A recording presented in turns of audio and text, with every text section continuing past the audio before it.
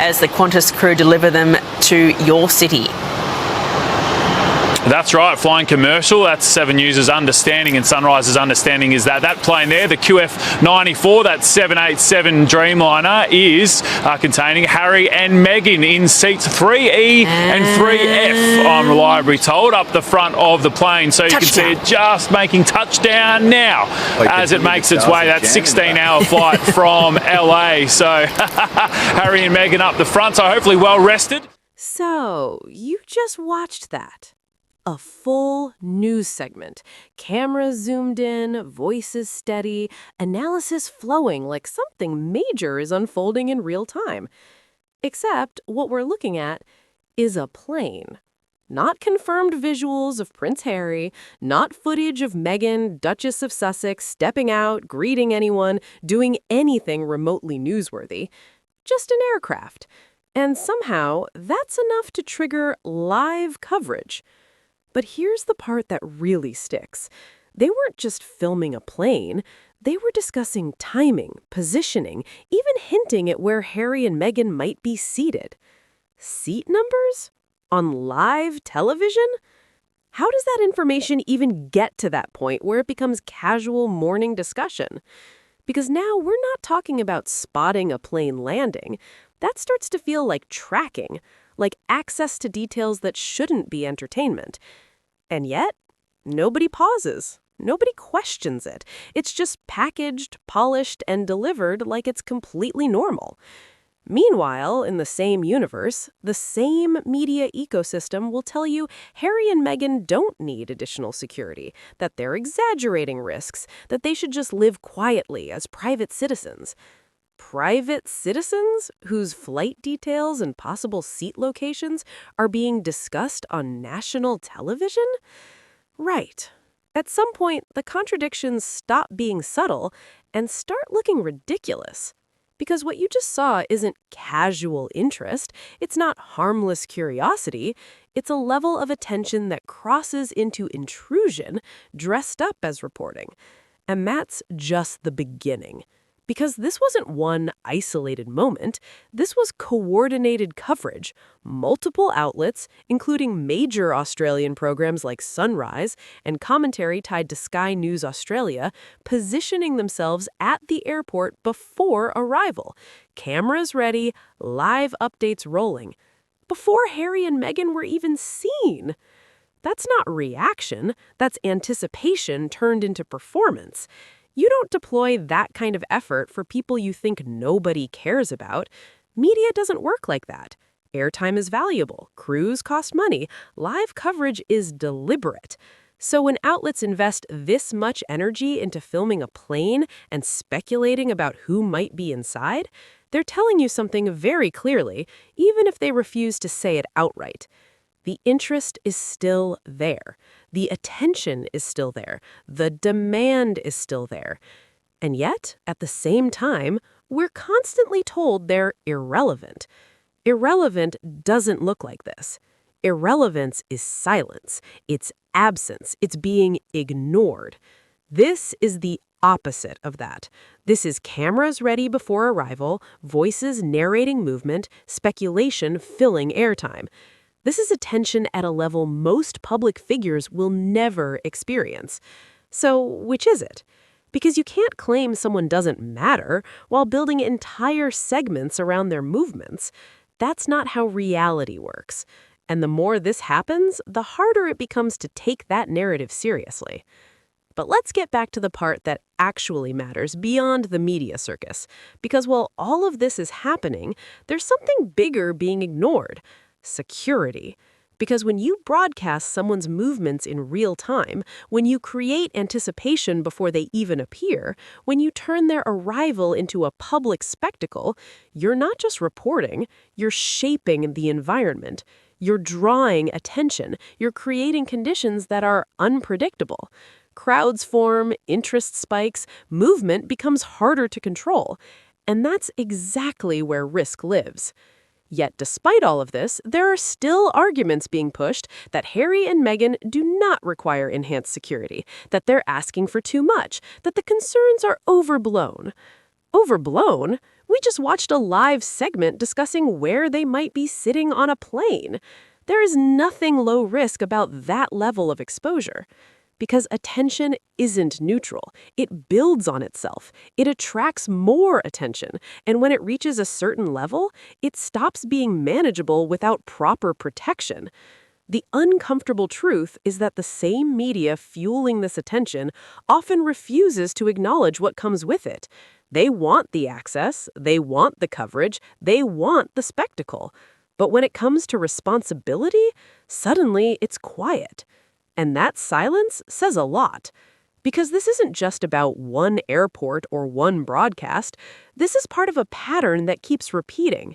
Build anticipation, create spectacle, amplify attention, then turn around and criticize the very visibility that was just created. It's a cycle.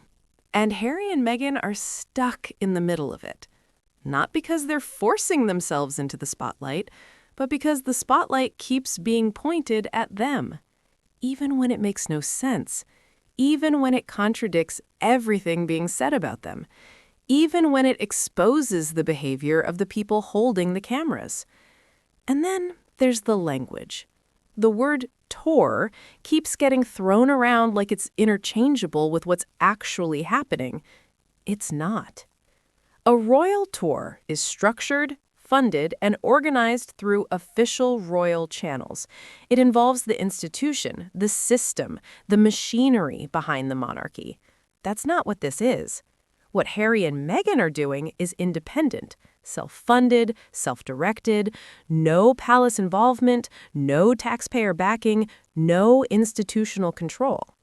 So why keep calling it a tour? Because it keeps them tied to something they've already stepped away from. It keeps the narrative familiar. It avoids acknowledging that they're operating outside of that system now.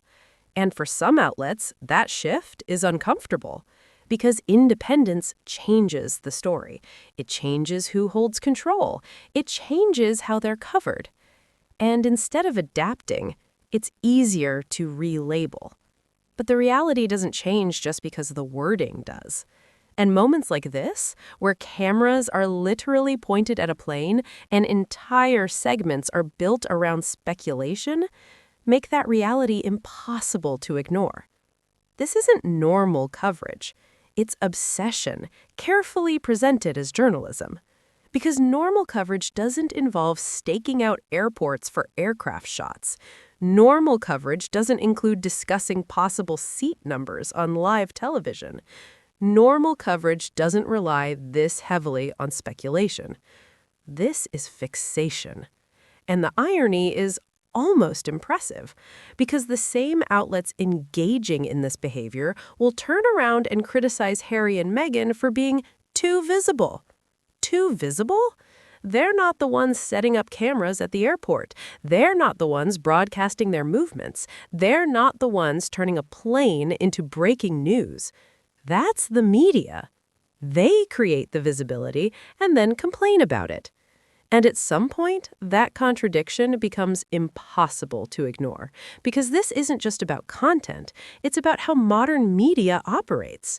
Attention is currency, and Harry and Meghan generate it consistently, whether people like it or not, whether outlets admit it or not. And that creates a dependency. You can't keep building coverage around something while insisting it doesn't matter. You can't rely on it for engagement while trying to dismiss it at the same time. Eventually, the reality shows through. And sometimes it shows through in the most unexpected ways, like a camera pointed at a plane. So here we are. Before the events, before the appearances, before any actual work even begins, and already the narrative is starting to fall apart, because the actions don't match the words. The coverage doesn't match the commentary. The obsession doesn't match the dismissal. And maybe that's the clearest signal of all. Because when media outlets are broadcasting live footage of a plane, speculating about seat positions, and treating it like breaking news, they're not just covering a story. They're revealing in real time exactly how much attention they're still paying, even if they'll never admit it out loud. And here's another angle nobody in those studios wants to touch. If the roles were reversed, if this level of tracking, speculation, and near real-time monitoring was happening to literally any other public figure, the conversation would shift instantly.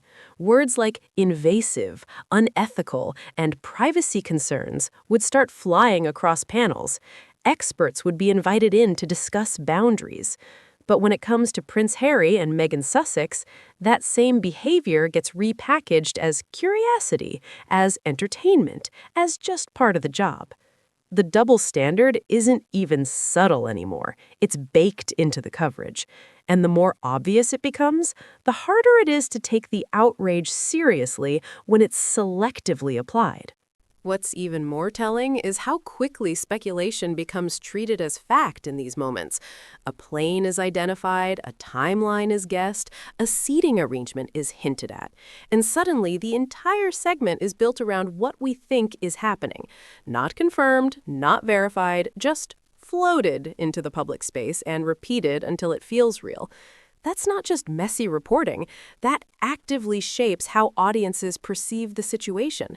People start reacting to assumptions as if they're reality, and the line between information and imagination disappears. And somehow that blurred line is considered acceptable as long as it keeps viewers watching. Then there's the audience factor, because let's not pretend this is happening in a vacuum. Media outlets behave this way because they know it works. They know people will tune in. They know speculation pulls attention. They know that anything involving Harry and Meghan instantly becomes a magnet for clicks, comments, and debate.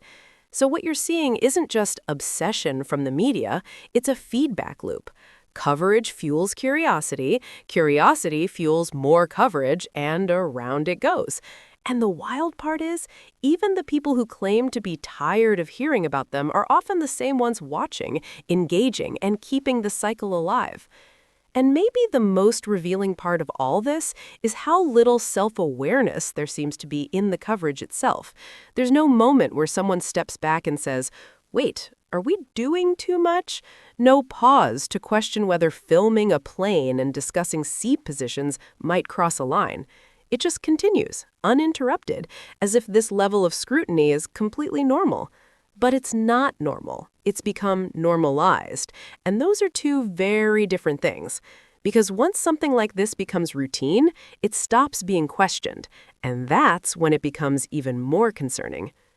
You've dragged this media circus into the light, so let's land the plane properly.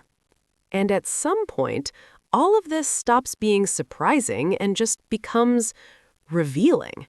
Because no matter how many headlines try to downplay it, no matter how many panels try to spin it, the reality keeps showing up in moments like this. Cameras at the airport, live coverage of a plane, speculation treated like breaking news. That's not indifference, that's not irrelevance, that's attention at a level that most public figures will never experience. And it tells you everything you need to know. Because when it really comes down to it, the media isn't confused about Prince Harry and Meghan Markle. They understand exactly what they represent. They understand the draw, the interest, the global attention. They just don't want to admit how much they rely on it. So instead, we get this constant contradiction. Dismiss them in headlines, then chase them in real time. Call them irrelevant, then build entire segments around their movements. And eventually, the act starts to fall apart, because you can only pretend not to care for so long before your actions give you away. And right now, their actions are loud enough to drown out every narrative they've been trying to sell. Thank you for watching. See you in the next one, and I will keep you updated.